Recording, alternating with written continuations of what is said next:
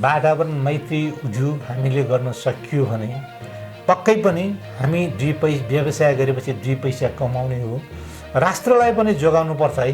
वातावरणीय रूपमा हामी रह्यौँ भने मात्र वातावरण राम्रो भए हामी रहने हो वा यस्तो होइन। मतलब चाहिँ हामीले पैसा मात्र कमाउने होइन, वातावरण पनि जोगाउनु पर्छ है भन्नुभयो। कम्पनीको नियममै टेकेर हामी उहाँहरूलाई चाहिँ मतलब सहज रूपमा हामी डिलरसिप दिन्छौँ। तपाईँ झ्याल ढोका बनाउन, तपाईँ भोलि काठको खोज नीति झ्याल ढोकाको निम्ति जानुहोला। त्यसको निम्ति पनि मैले अब यो रुख जोगाउने काम हाम्रो हो है भन्ने कुरा ठानेर मैले मेरो 1-2 जना साथीहरूसँग सरसल्लाह र समन्वय गरी उसो भए हामी झ्याल ढोकामा किन नजाने भनेर मैले 2074 सालमा गोर्खा प्रकाश एन्ड विन्डोज भनेर मैले सुरु गरेको छु। पैसा भनेको ज्यान रहे हामी धेरै कमाउन सक्छौँ। त्यसकारण सबैले हातेमालो गरेर हामी अगाडि बढौँ। यो नगरपालिकाले गरेको जुन किसिमको गतिविधि छ यो एउटा धार्मिक रूपमा भन्नुपर्दा एउटा धर्मै हो। हामी भोलि धर्मको निम्ति कहीँ जानु पर्दैन। यही भक्तपुर नगरपालिकाले जुन किसिमको एउटा ठुलो मन्दिर बनाउन खोजेको छ त्यो मन्दिरमा हामीले केही सहयोग गरौँ है भनेर चाहिँ साथीहरूलाई भन्दाखेरि साथीहरू सबैले हस्तेक्न हाइसे गर्नुभयो।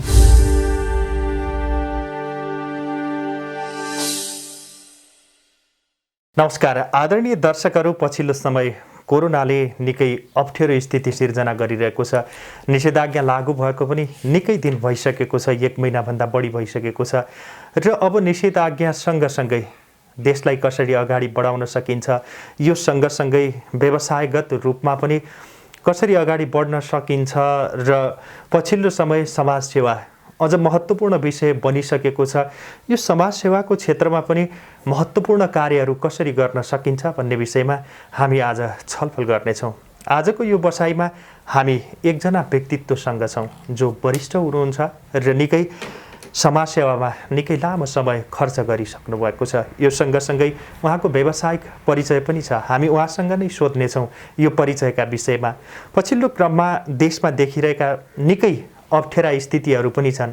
ती स्थितिहरूलाई पार गर्नको निम्ति के कस्ता उपायहरू अपनाउनु पर्छ, एउटा सफल व्यवसायीको हिसाबले, सफल समाजसेवीको हिसाबले सँगसँगै देशको राजनीति कतापट्टि जान्छ र कसरी अगाडि बढ्नुपर्छ, राजनीति के भयो भने कस्तो विकास हुन्छ भन्ने विषयमा पनि हामी आज छलफल गर्नेछौँ। आजको हाम्रो बसाइमा हुनुहुन्छ व्यवसायी, समाजसेवी, वरिष्ठ व्यक्तित्व विश्वराम कवाङ। यहाँलाई कैलाश खबरमा स्वागत छ। नमस्कार। कैलाश खबर मार्फत केही कुरा राख्ने जुन अवसर दिनुभयो त्यसको निम्ति म सबभन्दा पहिले यहाँलाई विशेष धन्यवाद दिन चाहन्छु। मैले अघि नै पृष्ठभूमिमा भने व्यवसायी व्यक्तित्व पनि भनेर भने, तपाईँ के गर्नुहुन्छ व्यवसाय? आदरणीय कैलाश.com हेरिरहनु भएका सम्पूर्ण महानुभावहरू, नाम मेरो विश्वराम कवाङ। म भक्तपुर नगरपालिका वडा नम्बर 7 मा बस्छु। मैले इटा व्यवसाय सुरु गरेको 2040 सालदेखि मैले इटा व्यवसाय सुरु गर्दै आइरहेको छु।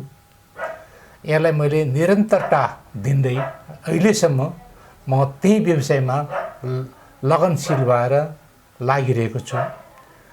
यही इटा व्यवसायमा लागिरहँदै गर्दा विभिन्न किसिमका अप्ठ्याराहरू आए, बाधा अवरोधहरू आए। त्यसलाई समय र परिस्थिति अनुसार अगाडि जानुपर्छ भने हेतुले विज्ञानलाई एउटा विश्वास गरेर म अहिलेसम्म अगाडि बढिरहेको छु।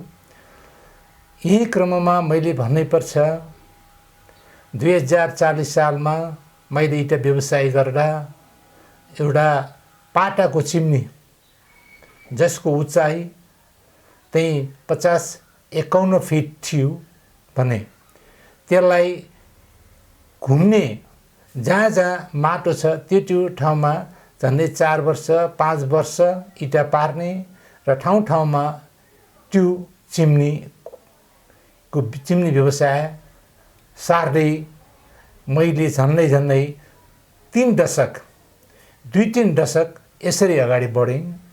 साथसाथै मैले यो व्यवसायमा लागिरहँदा मलाई के लाग्यो भने मेरो आफ्नो परिवारले पनि भन्थे कि यो अति नै भयो बा, यो त मतलब यसले धेरै नै विनाश गर्ने भयो, यो उब्जाउशील जमिन यो माटो होइन, यो त हिरा हो, यो सुन हो, यसले भोलि सन्ततिले हामीलाई गाली गर्नेछन्, त्यसकारण यो व्यवसायभन्दा अरू व्यवसाय गर्दा उचित हुन्छ कि भनेर छोराहरूले मलाई सुझाव दिए। त्यही क्रममा खोज नीति गर्दै अगाडि बढेँ। जुन मैले भने 3 दशक पछाडि झन्डै 73-74 सालतिर मैले अर्कै व्यवसाय गरेँ।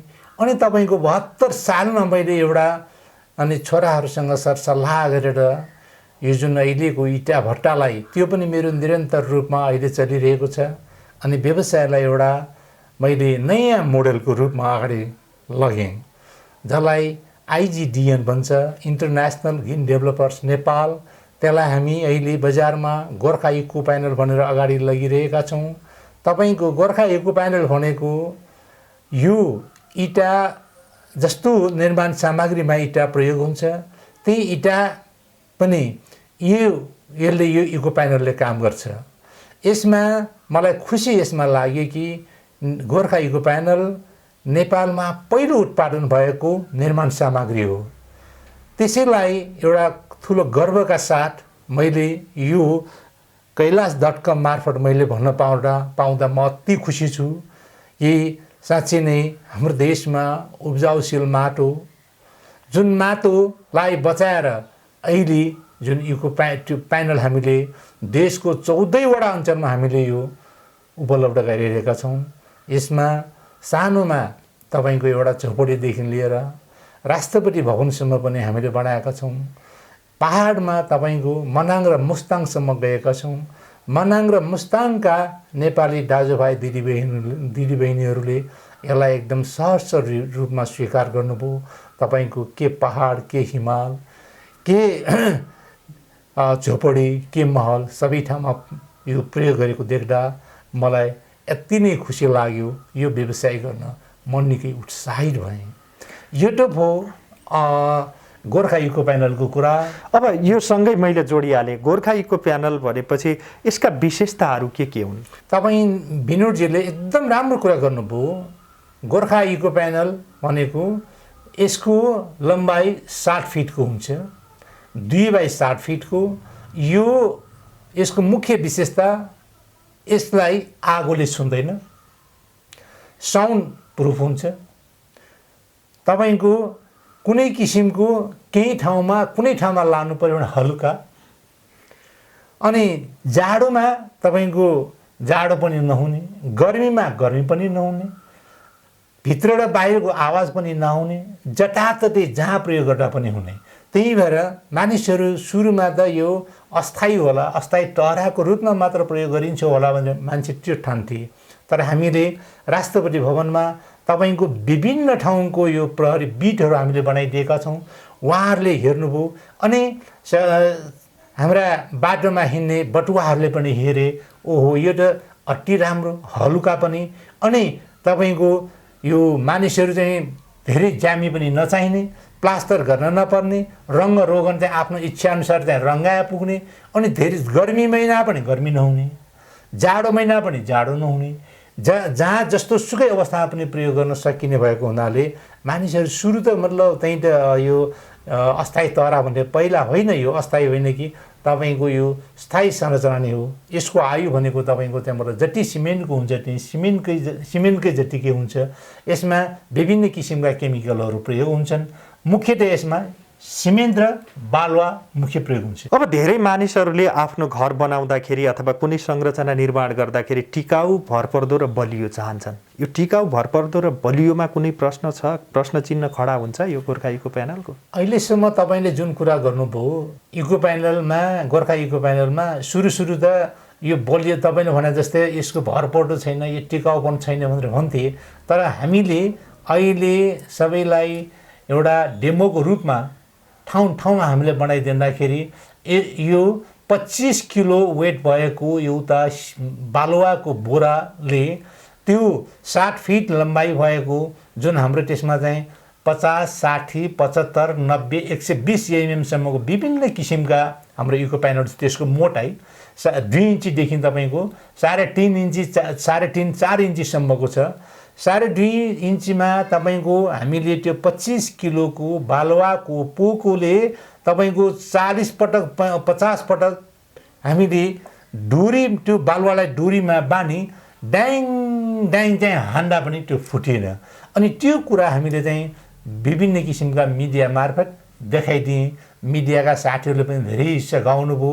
अनि त्यहाँ हामी कहाँ जुन कारखानामा आउनुहुन्छ हाम्रो उपभोक्ताहरू उहाँलाई देखाइदिएँ। त्यो देखाएपछि हामीले त यो तपाईँको चाहिँ अस्थायी तहराको रूपमा मात्र यो हो कि भन्ठाने उहाँहरूले पनि विश्वास गर्नुभयो। अनि 72 सालमा पनि धेरै अस्पतालहरू हामीले बनायौँ। धेरै किसिमका तपाईँको यो हाउजिङहरूमा हामीले प्रयोग गऱ्यौँ। उहाँहरूले पनि ठुलो विश्वास दिलाउनु भयो। उहाँहरूले प्रयोग गरेर हेर्नुभयो। अनि त्यही भएर हाम्रो बजारमा अहिले गोर्खा इको प्यानल भनेपछि सबैले विश्वास गर्छन्। र मलाई लाग्छ अहिले यो जुन तपाईँले कैलाश.com मार्फत यो कुरा मैले भन्ने जुन मौका पाएँ त्यसमा म समग्र सम्पूर्ण हाम्रा दर्शक महानुभावलाई भन्न चाहन्छु तपाईँले पनि गोर्खा इको प्यानलमा हाम्रो विनोदजीले भन्नुभयो जस्तै यसमा कुनै अप्ठ्यारो अथवा मतलब यो टिकाउ छैन कि भरपर्दो छैन कि भन्ने जुन भन्नुभयो तपाईँ पनि हाम्रो फ्याक्ट्रीमा आएर हेर्न सक्नुहुन्छ। तपाईँले कुनै किसिमको अप्ठ्यारोहरू भयो भने हामीलाई चाहिँ मतलब सुधार्ने अवसर तपाईँ दिनु होला।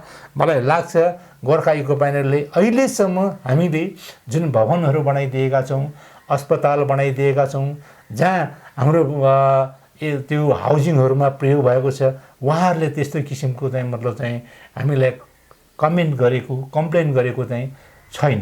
प्रतिक्रिया के आउँछ मानिसहरूबाट जसले गोर्खा इको प्यानल प्रयोग गरिरहेका छन्, भौतिक संरचना निर्माण गरिरहेका छन्, तिनीहरूको प्रतिक्रिया के हुन्छ? यो राम्रो छ, भरपर्दो छ, बलियो छ, अझ भनौँ यसलाई एक ठाउँबाट अर्को ठाउँमा लिन सजिलो छ भन्छन्, अथवा यो अलिकति गाह्रो भयो यसो भइदिए हुन्थ्यो भन्ने खालको त्यस्तो केही प्रतिक्रिया छ? यो हाम्रा समग्र उपभोक्ताहरूले अहिलेसम्म काठमाडौँ उपत्यकामा पुर्याउन हामीलाई त्यस्तो ठुलो समस्या भएन। तपाईँको बाहिर जिल्लामा जस्तो मनाङ मुस्ताङमा हामीलाई अलिकति त्यहाँको हाम्रा उपभोक्ताहरूले के प्रतिक्रिया जनाउनु भयो भने तपाईँहरू चाहिँ मतलब यहाँ अहिले आउनुभयो बनाउनुहुन्छ, अब यो भोलि यो कुनै मर्मत गर्नु पर्यो भने के गर्ने कसो गर्ने भन्नुभयो। अहिले हामीले सुरु गरेको 2073 सालमा हामीले त्यहाँ बनाइदिएका थियौँ। आज तपाईँको चाहिँ 5-7 वर्ष भयो, अहिलेसम्म त्यस्तो कुनै किसिमको प्रतिक्रिया छैन। अनि उहाँहरूलाई हामीले भनेका थियौँ तपाईँहरू चाहिँ मतलब चाहिँ हामीलाई खबर गर्नुहोस्, हामीले बनाएको संरचनामा केही किसिमको अप्ठ्यारो भयो भने हामी बनाइदिन्छौँ भनेर भनेका छौँ।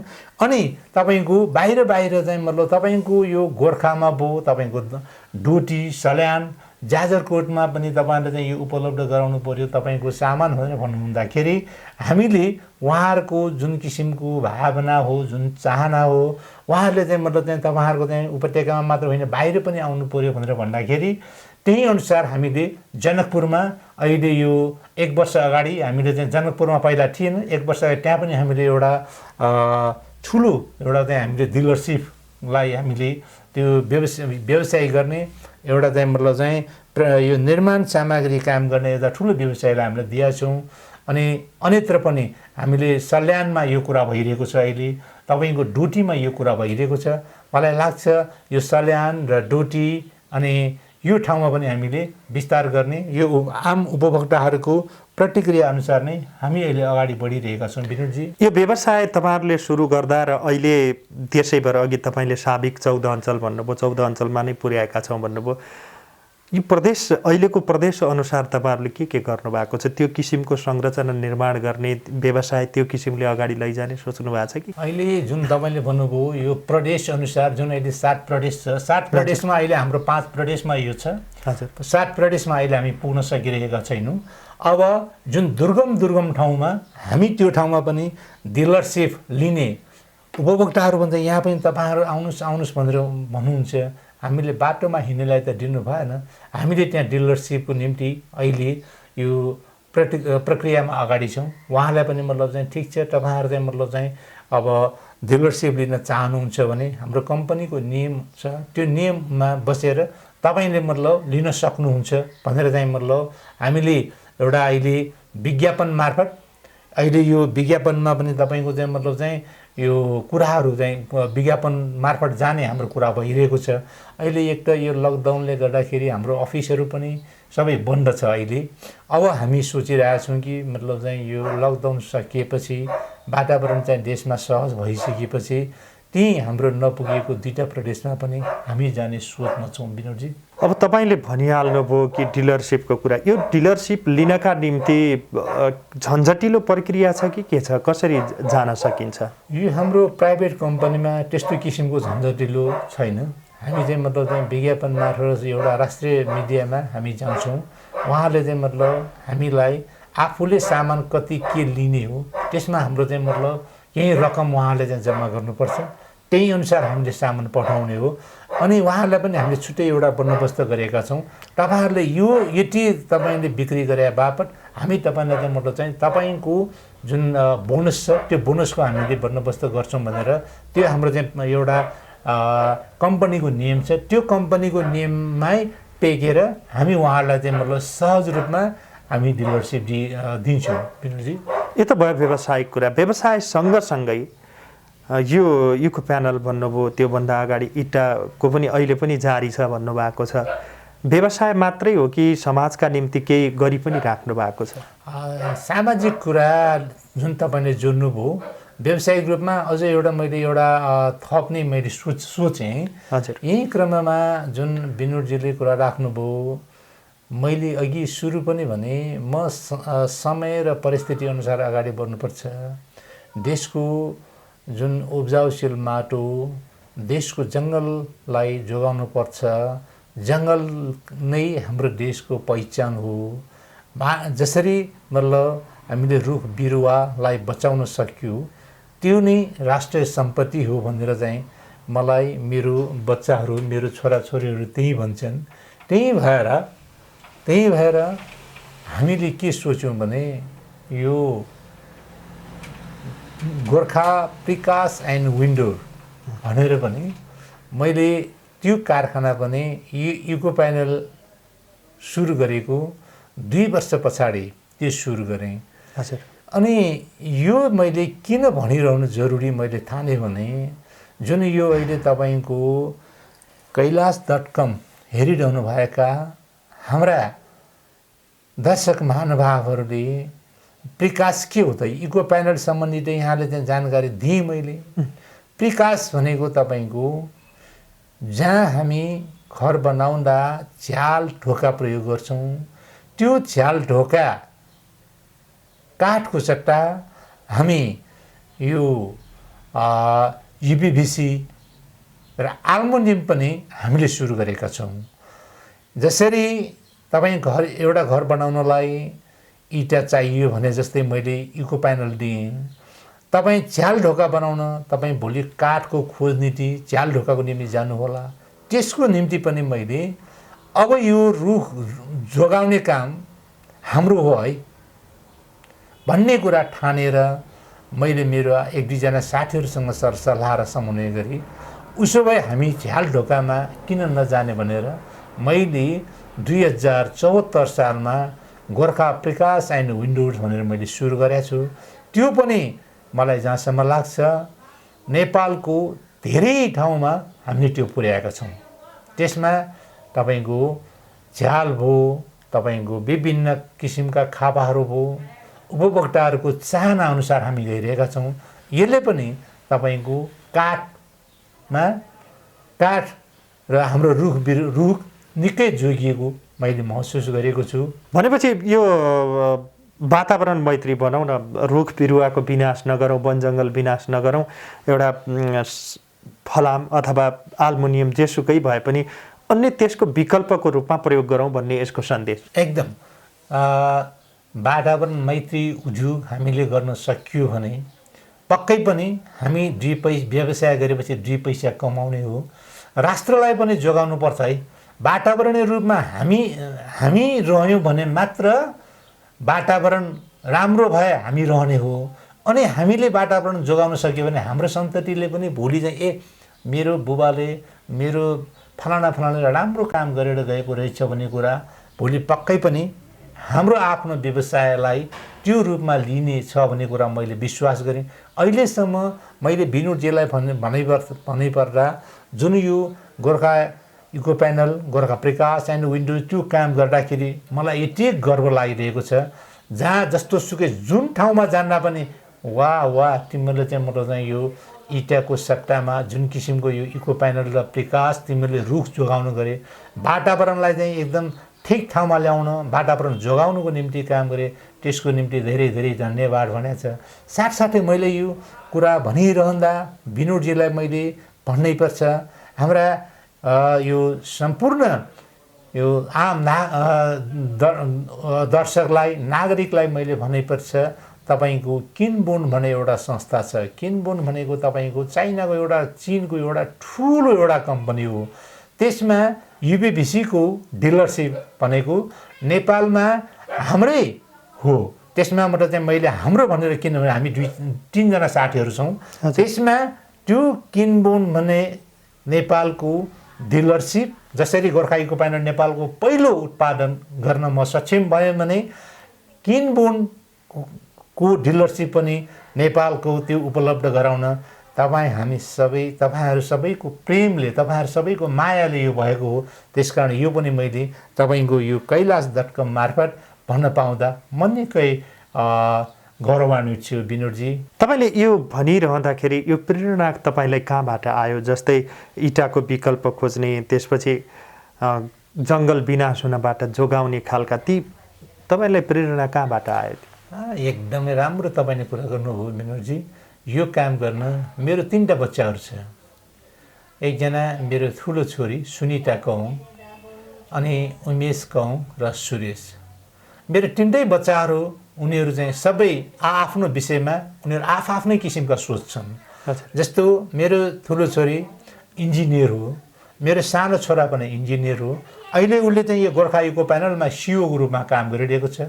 मेरो छोरी तपाईँको अमेरिकामा पढेर, अमेरिकाको ब्रिजपोर्ट युनिभर्सिटीमा तपाईँको उसले मेकानिक्स इन्जिनियर गरेर ऊ यहाँ तपाईँको इन्जिनियर भएर गएर त्यहाँ पनि स्पेसलाइज गरे। त्यसपछि उसले देख्यो कि मतलब यस्तो होइन, मतलब चाहिँ हामीले पैसा मात्र कमाउने होइन, वातावरण पनि जोगाउनुपर्छ है भन्नुभयो। त्यही सिलसिलामा मैले ती मेरा छोराछोरीहरू अनि 1-2जना मैले साथीहरूसँग पनि यस्तै अब अलिकति अध्ययनशील हाम्रा साथीहरूसँग पनि मैले छलफल गरेँ। उहाँले पनि भन्नुभयो ल ठिक छ, हामीले पैसा कमाउनुको साथसाथै हामीले आफ्नो सन्ततिलाई जुन विदेशमा छन् उनीहरूलाई यहाँ पनि लिएर आउने, अनि उनीहरूले त्यहाँ सिकेका कुराहरू चाहिँ हाम्रो देशमा प्रयोग गर्ने, उहाँहरूको त्यो जुन किसिमको अनुभव छ त्यो अनुभवलाई सेयर गर्ने हिसाबमा मैले त्यो कुरा चाहिँ अगाडि राख्दाखेरि मेरो 1-2जना साथीहरू अलिकति पढे जाने सुनेका साथीहरूले पनि त्यो त राम्रो कुरा तपाईँले गर्नुभयो। त्यही जहाँ जुन शिक्षा लिएर उनीहरू विदेशबाट नेपाल फर्के, उनीहरूको शिक्षालाई हामीले यहाँ सदुपयोग गर्नुपर्छ है। जागिर खाने मात्र होइन, जागिर चाहिँ मतलब तपाईँको जागिरको लागि भौटारिनु भन्दा जागिर मात्र भन्दा हामीले आफ्नो छुट्टै पहिचान देखाउनुपर्छ भनेर चाहिँ मतलब चाहिँ मैले साथीहरूलाई भन्दाखेरि साथीहरूले पनि मलाई सघाउनु भयो। त्यही हिसाबमा मैले तपाईँलाई अब मैले त भने तपाईँको गोर्खा इको प्यानल र गोर्खा प्रकाशको कुरा। अर्को एउटा पनि मैले यो आजको यो मतलब चाहिँ जुन यो कैलाश.com हाम्रो विनोदजीसँग कुरा हुँदै गरेर मैले मतलब चाहिँ गरेका कुराहरू किन मैले भन्ने कुरा तपाईँले प्रश्न त गर्नुभएको छैन, तर तैपनि मैले भन्ने विचार गरेँ। जस्तै कि मतलब विनोदजीको मतलब जुन उहाँसँग मैले अनुमति लिएँ। हुन्छ, मैले गोर्खा इको प्यानल, गोर्खा प्रकाशको कुरा गरेँ। गोर्खा रेड ब्रिक भनेर मैले यो 2077मा मैले सुरुवात गरेँ। 2077को सुरुमै मैले सुरुवात गरेँ। अहिले मेरो त्यो गोर्खा रेड ब्रिक बजारमा आइसकेको छ। सुरुमै मैले यो विषयमा तपाईँलाई सानो पृष्ठभूमि म भन्न चाहन्छु। हुन्छ, मैले सुरुमै तपाईँले भने मैले 30 वर्ष इँटाको काम गरेँ भनेर।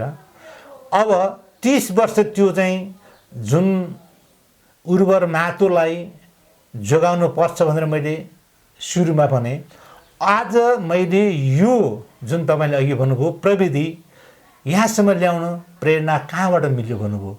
म समय परिस्थिति र प्रविधिलाई विश्वास गर्ने मान्छे, प्रविधिलाई का साथ अगाडि बढाउनु पर्छ भने मेरो परिवारको जुन किसिमको उत्साह उहाँले परिवारले दिएको जुन मलाई एउटा विश्वास अनि परिवारले ल ठिक छ बुवा यसरी जाने भने एउटा मार्गनिर्देशन जस्तै भयो। मैले त बच्चाहरूले दिएकोमा मैले हस्तीमा हाँसी मात्र गर्ने हो।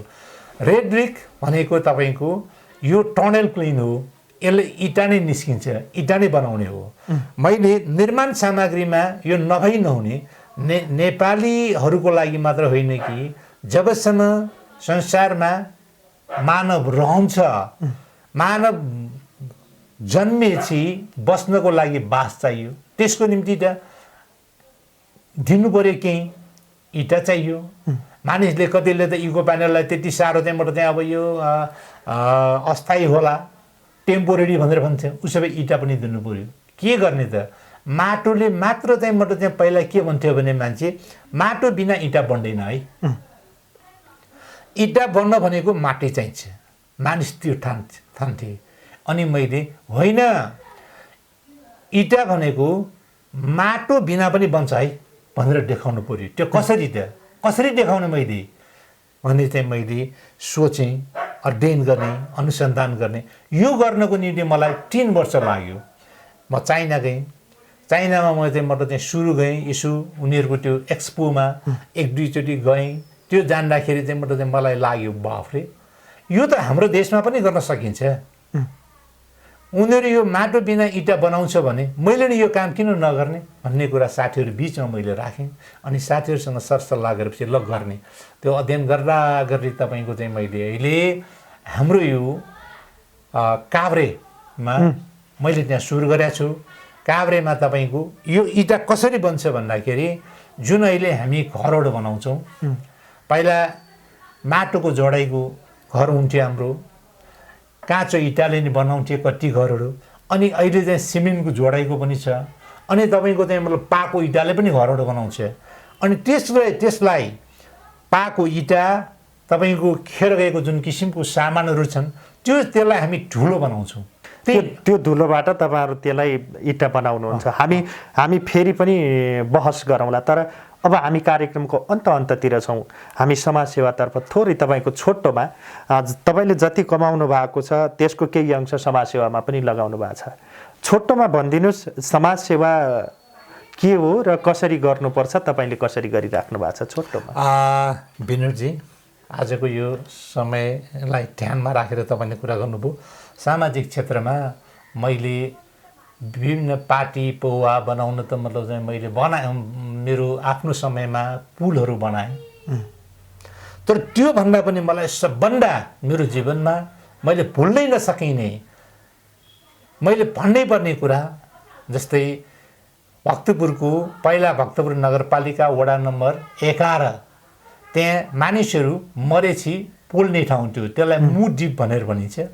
त्यो ठाउँमा यसो त्यहाँ जाँदाखेरि मानिसहरू खाली खुट्टा जानुपर्ने, त्यो लास समात्ने बेलामा अथवा त्यहाँ मान्छेलाई त्यो मर्ने बेला पानी खुवाउने बेलामा त्यो खाली खुट्टा जाँदाखेरि त्यहाँ सिसा काँडा थियो। यसो हेर्न गएँ, ओहो यो त भएन, जनप्रतिनिधिविहीन अवस्था थियो त्यो बेला। अनि ल ठिक छ, उसो भए केही साथीहरू मिलेर त्यो गर्नु पर्यो भनेर चाहिँ मैले साथीहरूको बिचमा राखेँ।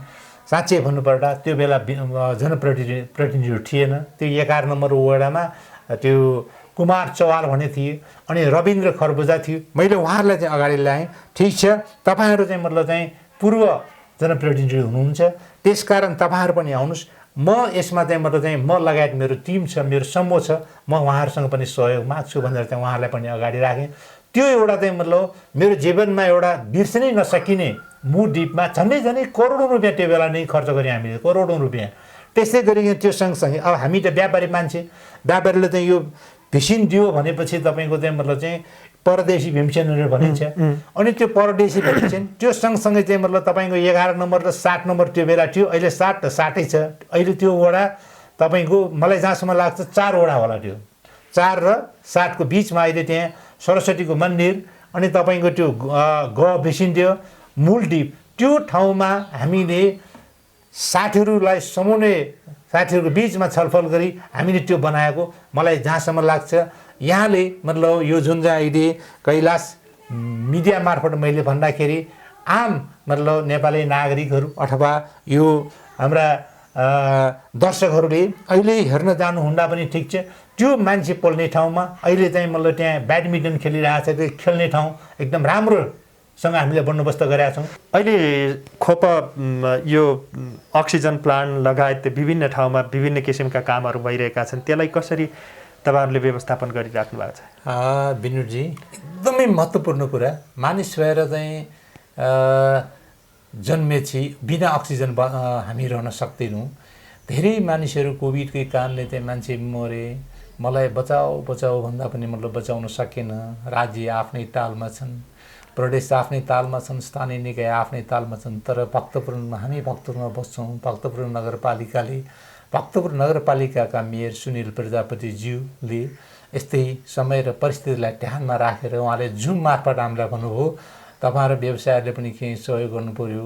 हामीले यो प्रदेश सरकारसँग अनुरोध गऱ्यौँ, केन्द्रीय सरकारसँग अनुरोध गरेँ, दिएन। अक्सिजन नपाएर धेरै मानिसहरू छटपटिएर मरिरहेका छन्, त्यसकारण सहयोग गर्नु पर्यो भन्नुभयो। त्यही सिलसिलामा म लगायत मेरा साथीहरूसँग मैले छलफल गरेँ। इटा व्यवसायीहरू अनि ट्रक व्यवसायीहरू अनि युवा व्यवसायी साथीहरू, यसरी मैले साथीहरूसँग समन्वय गरेर यदि मतलब आफ्नो पैसा भनेको ज्यान रहे हामी धेरै कमाउन सक्छौँ। त्यसकारण सबैले हातेमालो गरेर हामी अगाडि बढौँ। यो नगरपालिकाले गरेको जुन किसिमको गतिविधि छ, यो एउटा धार्मिक रूपमा भन्नुपर्दा एउटा धर्मै हो।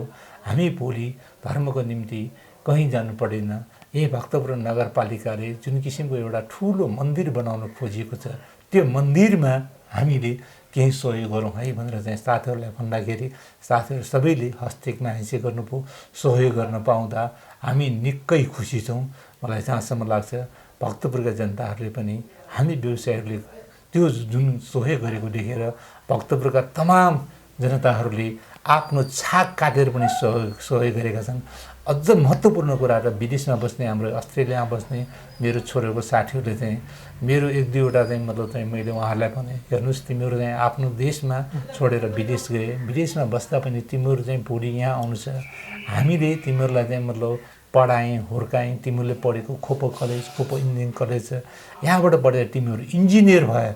अब तिमीहरू त्यहाँ बसेर पनि आफ्नो देश आफ्नो माटो सम्झिनु, केही तिमीहरूले सहयोग गर्नु भनेपछि उनीहरूले पनि एक छाक छोडेर एक कप चिया खान छोडेर उनीहरूले चाहिँ झन्डै तपाईँको लाखौँ रुपियाँ सहयोग गर्दाखेरि हामी निकै खुसी थियौँ। मैले यो कुरा हाम्रो मेयर साहबलाई पनि भनेको थिएँ, तपाईँको यो कैलाश.com पनि मैले यो कुरा राखेँ। मलाई विश्वास छ यो अहिले कैलाश.com हेरिरहनुभएका हाम्रा तमाम श्रोताहरूले पनि खोपो हस्तले जुन बनाउन लागेको अहिले अक्सिजन प्लान्ट, अहिले तपाईँको चाहिँ मतलब यो आइसियु भयो अनि भेन्टिलेटर भयो, अझ हामीले भनिरहेका छौँ तपाईँहरूले चाहिँ मतलब चाहिँ यो स्वास्थ्य क्षेत्रको निम्ति अझ राम्रो क्रियाकलापहरू तपाईँ अगाडि बढ्नुहोस्, विशेषज्ञ डाक्टरहरू ल्याउनुहोस्, त्यसमा सहयोग गर्नु पर्यो भने हामी तयार छौँ भनेर मैले उहाँलाई भनेको छु। मलाई लाग्छ यी विषयमा अझ पनि बहस गर्नेछौँ। तर अहिलेलाई भने दर्शकहरू, आज हामीले सफल व्यवसायी एउटा समाजका निम्ति अपरिहार्य व्यक्तित्व विश्वराम कवाङसँग कुराकानी गऱ्यौँ। अर्को पाटो फेरि चाहिँ विनोदजीले मौका दिनुभयो भने यो छोटकरीमा यो कुरा भने पछि फेरि यी कुरा राख्ने गरिकन आजलाई यति नै कुरा राख्दै यहाँहरू सम्पूर्ण परिवारलाई विशेष धन्यवाद दिँदै म पनि बिदा हुन्छु। हस्त धन्यवाद। हामी यस्तै विषयवस्तुका साथ पुनः उपस्थित हुनेछौँ। अहिलेलाई बिदा दिनुहोस्। नमस्कार।